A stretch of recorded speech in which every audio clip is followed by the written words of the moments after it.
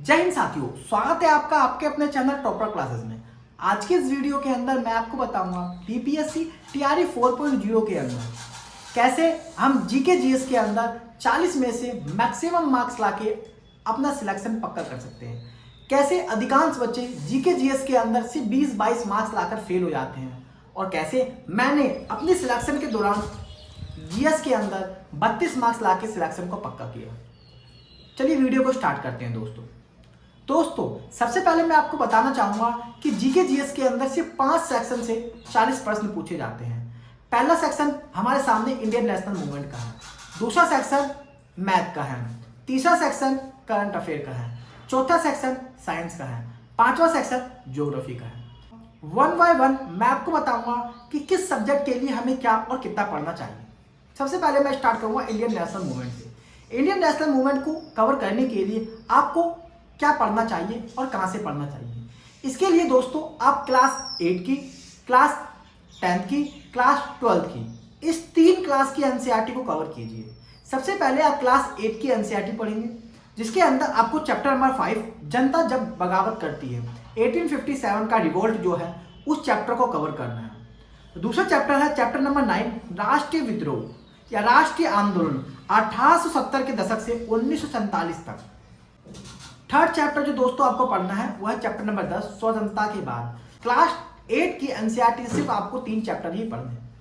उसके बाद दोस्तों आपको क्लास 10 की एनसीईआरटी से चैप्टर नंबर 2 भारत में राष्ट्रवाद का चैप्टर पढ़ना। ये मोस्ट इंपॉर्टेंट चैप्टर है। इस चैप्टर से आपको 2 क्वेश्चन जरूर देखने को मिलेंगे। सेकंड चैप्टर नंबर 5 मुद्रण सांस्कृतिक और आधुनिक दुनिया वाला चैप्टर पढ़ना है दोस्तों। इस चैप्टर से भी 1-2 क्वेश्चन पेपर में पूछे गए हैं। थर्ड जो आपको बुक पढ़नी है दोस्तों वो है क्लास 12 की। क्लास 12 की बुक से चैप्टर नंबर 11 विद्रोह और राज 1858 की क्रांति का चैप्टर पढ़ना है। उसके बाद दोस्तों आपको चैप्टर नंबर 13 महात्मा गांधी और राष्ट्रीय आंदोलन का चैप्टर पढ़ना है। इस चैप्टर को बहुत ध्यान से पढ़ेंगे, इस चैप्टर से आपको 2-3 क्वेश्चन देखने को मिल जाएंगे। नेक्स्ट चैप्टर जो दोस्तों आपको पढ़ना है वो चैप्टर नंबर 15 संविधान का निर्माण। इतना पढ़ने के बाद आपका एक बेसिक लेवल तैयार हो जाएगा, बेसिक कंसेप्ट बन जाएगा। आपको यह पता चल जाएगा कि पेपर में कुछ क्वेश्चन कहां से पूछे जा रहे हैं। आपको 2-3 सवाल इंडियन नेशनल मूवमेंट के इस 8 क्वेश्चनों में से यहां से देखने को मिल जाएंगे और आपका एक कंसेप्ट रेडी हो जाएगा। इसके बाद आपको एक स्टैंडर्ड बुक की तरफ आना पड़ेगा, जिसके लिए मैंने अपनी तैयारी के दौरान लूसेंट की बुक को फॉलो किया था। आपको इस लूसेंट की बुक में से क्या, कितना और कहां से पढ़ना है ये मैं आपको होमवर्क सीरीज के अंदर बहुत जल्द बता दूंगा दोस्तों। अभी फिलहाल आप इतना कवर कीजिए। 7 दिनों के बाद मैं नेक्स्ट वीडियो बनाऊंगा, उसके अंदर मैं आपको बताऊंगा इंडियन नेशनल मूवमेंट के लिए लूसेंट से क्या और कहां से कितना पढ़ना पड़े। अब मैं बात करूंगा दोस्तों सेकंड सब्जेक्ट के बारे में। सेकंड सब्जेक्ट जो हमारे एग्जाम में पूछा जाता है वह है साइंस का। साइंस के अंदर भी, हमारे जनरल साइंस के अंदर भी हमारे पेपर के अंदर 8 क्वेश्चन पूछे जाते हैं। वो फिजिक्स से भी होते हैं, केमिस्ट्री से भी होते हैं और बायोलॉजी से भी होते हैं।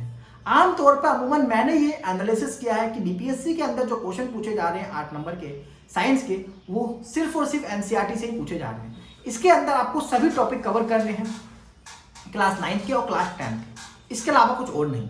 8 में से करीब 6 या 7 प्रश्न वहीं से पूछे जा रहे हैं। किसी स्टैंडर्ड 11-12 की बुक की तरफ ना जाएं जब तक आप क्लास 9 और 10 की सही से पढ़ाई ना कर लें।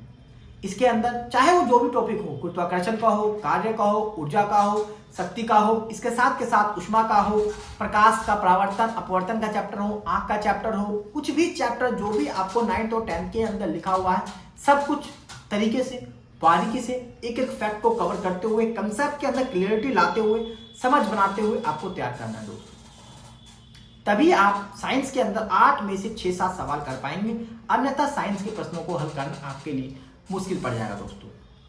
अब मैं बात करूंगा दोस्तों नेक्स्ट सब्जेक्ट के बारे में। तीसरा सब्जेक्ट जो हमारे एग्जाम के अंदर पूछा जाता है दोस्तों वो है मैथ का।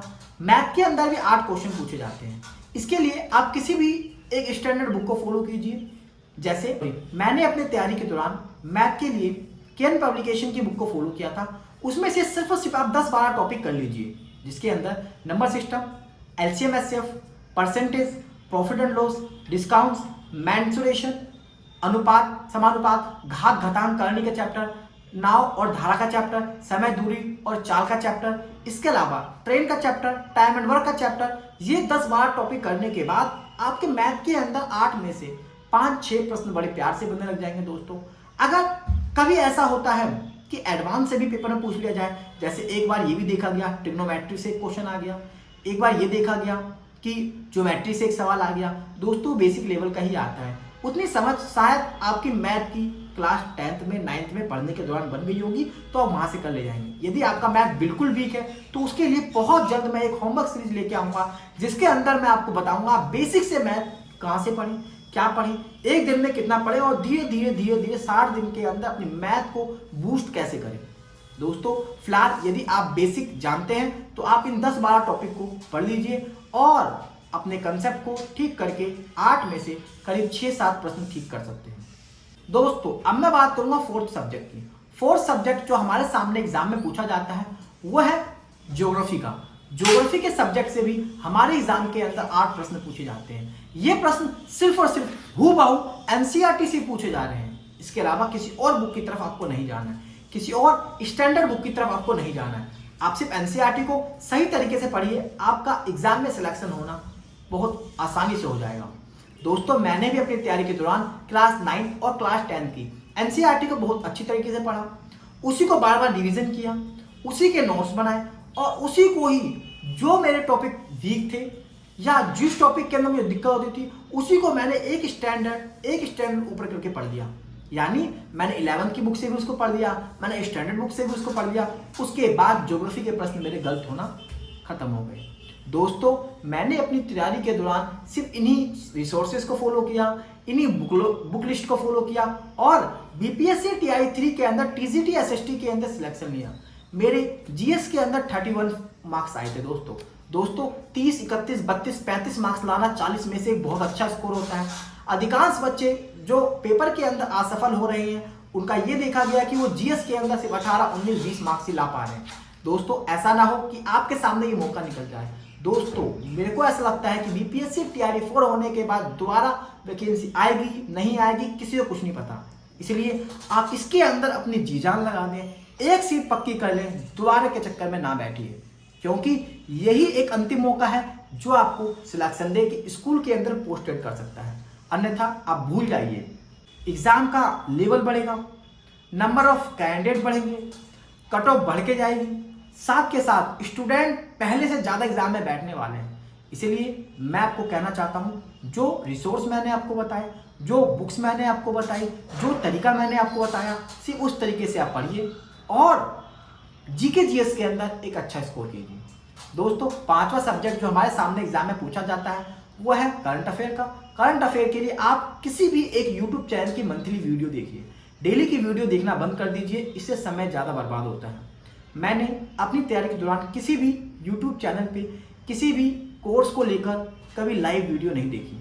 लाइव वीडियो देखने से समय बहुत बर्बाद होता है, लोग उसके अंदर कमेंट करते हैं, टीचर्स रिप्लाई देते हैं, इधर उधर की बातें करते हैं, इसलिए अपना समय कभी भी लाइव वीडियो देखकर ना बर्बाद करें। हमेशा वीडियो को डालने के बाद 2x की स्पीड में, 1.5 गुना की स्पीड में जाके देखिए, आपका समय बचेगा। जो कंटेंट आपको वहाँ से प्राप्त करना है आपको जल्दी और अच्छी तरह से प्राप्त कर सकते हैं। दोस्तों मेरा ऐसा मानना है कि मैंने अपनी तैयारी के दौरान करंट अफेयर के लिए यूट्यूब से कुमार गौरव सर की वीडियो मंथली देखी, साथ के साथ एक करंट अफेयर की एडुटेरिया की मैगजीन को फॉलो किया और मेरे 8 में से करीब 6-7 प्रश्न वहीं से फंस गए। इस प्रकार से दोस्तों मैंने अपनी तैयारी के दौरान जीएस के सेक्शन को तैयार किया। आप भी इसी सभी रिसोर्सेज को फॉलो करके, इन्हीं सभी बुक लिस्ट को फॉलो करके अपनी तैयारी को मजबूत कर सकते हैं, अपनी तैयारी में जान डाल सकते हैं, अपनी एक सीट पक्की कर सकते हैं। चाहे आपका सब्जेक्ट हिंदी हो, संस्कृत हो, सोशल साइंस हो, मैथ हो, इंग्लिश हो, जीएस के लिए तो आपको इन्हीं सभी रिसोर्सेज को फॉलो करना पड़ेगा, तभी आप जीएस के अंदर अपने मार्क्स को बूस्ट कर सकते हैं। आशा करता हूं दोस्तों आपको मेरी ये वीडियो अच्छी लगी होगी। वीडियो अच्छी लगी तो वीडियो को लाइक करें, चैनल को सब्सक्राइब करें। बहुत जल्द मैं आपको टीजीटी एसएसटी के लिए एक बुक लिस्ट बताऊंगा, सही गाइडेंस दूंगा, क्या पढ़ें, कहां से पढ़ें, क्या छोड़ दें और क्या पढ़ लेना चाहिए, मॉक टेस्ट कब और कहां से लगाएं, कैसे सिलेबस को पूरा करके अपनी तैयारी को मजबूत करें। बहुत जल्द मैं आपके सामने वीडियो बनाऊंगा। आशा करता हूं वीडियो अच्छी लगी होगी। वीडियो अच्छी लगी तो वीडियो को लाइक करें, चैनल को सब्सक्राइब करें। इस वीडियो का टारगेट है 70 लाइक का।